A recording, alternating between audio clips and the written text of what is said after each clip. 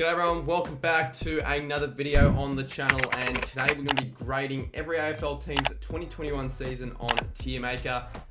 Credit to AFL legend Druzy, UCAT, Rolls Macca. I'm pretty sure they did something similar to this on their channels. So obviously it's not the most original idea, but I thought it'd be quite interesting to have a look at every team's season as a whole based on 2021 and grade them sort of based on expectations and where people thought they were going to place before the season started. And yeah, for anyone wondering what's going on the weekly vlog, it'll be out next Monday. I didn't really get much out for the week prior, so I'll sort of just blend them two together, mash them up, and have it sort of make it a fortnightly vlog, if you could say so. We've got A+, A-, B+, B-, C, D, and F as the grades. I think we all know who's going to be in the A+ category, but I guess we'll find out. I bloody had a shower, so the hair's going to be a bit all over the shop. So Adelaide, I think the Adelaide Crows as a whole had a pretty decent season. I think they exceeded expectations. They finished 15th, and most people in their ladder predictions would have probably had them 16th, 17th. So they probably did a little bit better in that regard. They had some good wins against the teams like the Cats and the Ds. Definitely not an F after finishing 18th last year. They definitely improved. I'm going to give him, you know what, C. I'm going to give him C for now. I might drop him down, but I think C is respectable for them. Although they did finish bottom four, I don't know if a team finishing bottom four can finish in this position, but we'll give them C. Brisbane, now obviously they did make the top four, but a lot of people had them in their grand final, even winning the flag in their predictions. I had them winning the flag, the Lions, and they obviously didn't get that going. They went out in straight sets for the second time in 3 years. That is now 5 losses in 6 finals games for the Lions, which is pretty poor for their standards. Like, you would think after making top 4 3 years in a row, you would at least make a granny. They had a few poor patches throughout the season. So, based off all the expectations, they didn't win a single final. I can't put them above in A section. B+, I don't honestly think B-. I think for the year that the Lions have had, and the fact that they really should be pushing to make a grand final and winning a flag, not even winning a single final, I'm sorry, but it's a failure for the Lions. I'm going to chuck them in B-. Speaking of failure, we've got the Blues, another team that definitely went below expectations this year. A lot of people had them circling around the top 8. They had the Blues as a team that was going to rise and make the finals. I feel like every time for the Blues, they always just start poor. Like, they go 0-2, 0-3, and then they always end up having to play catch-up footy in trying to make up for those ladder positions lost. It just isn't working for the Blues. Obviously got rid of their coach in David Teague, which they obviously treated him really poorly. David Teague, it was just a poor year for them. Williams and Sada were no help whatsoever. Don't really know what's to come for the Blues, but they're not in a great position at the moment. We'll probably chuck them in D. I'm sorry, but they had a poor year, and I think most Blues fans can agree with that. And Collingwood, again, another team that definitely went below expectations. I know many had them out of their 8 due to their shocking trade period. Yeah, I think we have to give them an F. They're a very boring team to watch. They don't get too many outlets at goal. They're quite a dull team. When I've been to Pies games, I've been to a couple this year, they just haven't been great to watch. And finishing 17th, I think it's fair enough. Obviously, the highlight of the season was definitely being the Ds, but other than that, haven't done a lot. So I think F is fair enough for the Pies. Now, the Bombers, a team definitely that surprised many of people. A lot of people had them in their bottom 4 predictions. I had them in their bottom 4. Because I just feel like after getting rid of players such as Fantasia and Danaher and Insard, I didn't feel like they were going to get any better. I just felt like they were going to get worse. But they obviously proved me wrong, with the inclusion of Hind replacing Sard and other young talents that are emerging from the Bombers. They definitely shocked a lot of people, and they're one of the most exciting teams to watch in the comp. I mean, the 3 games where sides have both scored 100 points, the Bombers have been involved in all 3. I think B+. They made the 8. They didn't win a final. If they wanted maybe a final or 2, I could arguably put them in the A's, but I think end of B+ is deserving for the Bombers. The Dockers, I think, a C. They just had a stock standard season for the Dockers. Some had them in the 8. I didn't think they were ready yet. I think next year, easily a chance for the finals. But the only thing that I have to say for Dockers is that they haven't really beaten too many quality opposition. Late in the season, they had a bunch of big losses, which, yeah, just sort of ended their finals chances. So I'll chuck him in the C. So yeah, Geelong, another failed season for the Cats. You know what? This shower hair is really annoying me. Let's chuck a Saints cap on. Why not? I don't usually wear hats for videos, but I don't know. Why not? So anyway, yeah, Geelong again.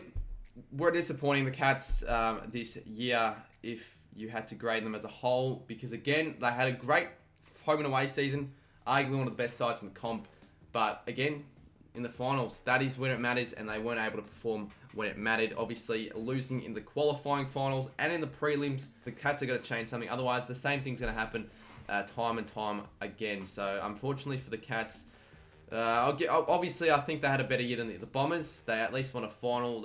As a whole, they did better. Based on expectations, you could argue the Bombers had a better season, but we'll chuck them in B+.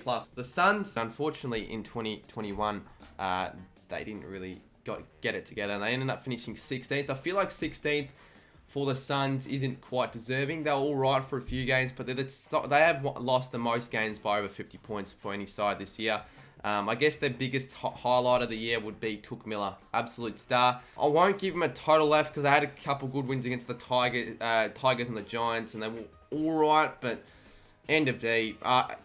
Closing on an F, but I won't give him an F yet. I don't think they deserve an F. The Giants, again, another side that many people thought they would go down like the Bombers, but instead they were right. I mean, they didn't have the greatest home and away season. Very inconsistent. They dropped points to the Hawks, Roos, and the Suns in like span of 4 to 5 weeks. But then they'd beat sides like the Demons and the Cats away. So they were very, very inconsistent side, the Giants. But they ended up making the finals and ended up winning one. So when everyone was saying that they were going to not make the 8 this year, the fact that they ended up winning a final is quite remarkable. And props to them. They did quite well.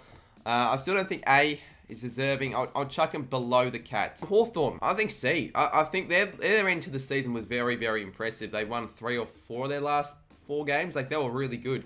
Obviously had a pretty average year. They looked like one of the worst sides of the comp. Like, they were arguably going to go on the Fs when they were getting smashed by teams like the Suns and all that sort of stuff. But they sort of turned their season around in a way, ended up finishing 14th, which was better than what most people would have predicted them. Melbourne, I know they won the flag and all, but I'm going to check them in B-. I feel like they could work on a few things this year. I know they won the flag, but I'm kidding. Obviously, they're going in A+. It's quite obvious that they're going in A+. You know, the best side of the comp this season by far. And after finishing 9th, the fact that they were able to turn things around, no one gave them a chance this year to really compete for the flag at all. But they proved everyone wrong, and were by far the best side in the comp this season, only dropping, I think, 4 games it was. The D's definitely A+, were dominant throughout the home and away season and the finals, obviously winning the grand final. And from top to bottom, we go the Roos. Yeah, F. They've got to go on F. But you can't not put the team that finished last in F. I know everyone had them last in their ladder predictions. Everyone expected them to do poorly. And they definitely were poor in the first half of the year. But they sort of bounced back in the second half. They weren't as bad. We'll check the Roos in F because they finished last. You can't really not put the side that finished 18th in F. See, the Powers are an interesting one. You could chuck them in A-. If this was the year they had last year, I would have chucked them in A-. But they finished first last year, so people knew they were going to be alright this season, and they were. Didn't lose a single game to a bottom 10 side, but unfortunately they had that period where they lost to good sides and weren't able to beat a top 4 side. Like, they lost to the Lions, the Cats, the Deeds, the Dogs. So I'll chuck the Power in.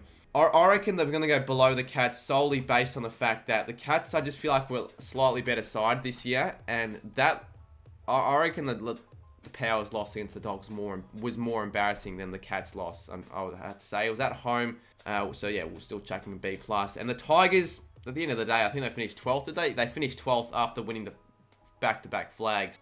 Expectation-wise, appalling, really. Everyone had them in their top 4.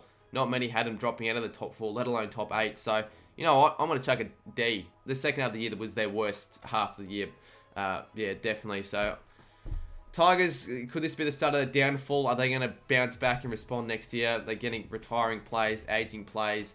I feel like they might almost start rebuilding soon. So, I don't know with the Tigers, but a D probably is a fitting spot for them based off expectations. And again, the Saints, a lot of people would have, after their 2020 season, had them on the higher end of the ladder. They would have had them, if anything, improving.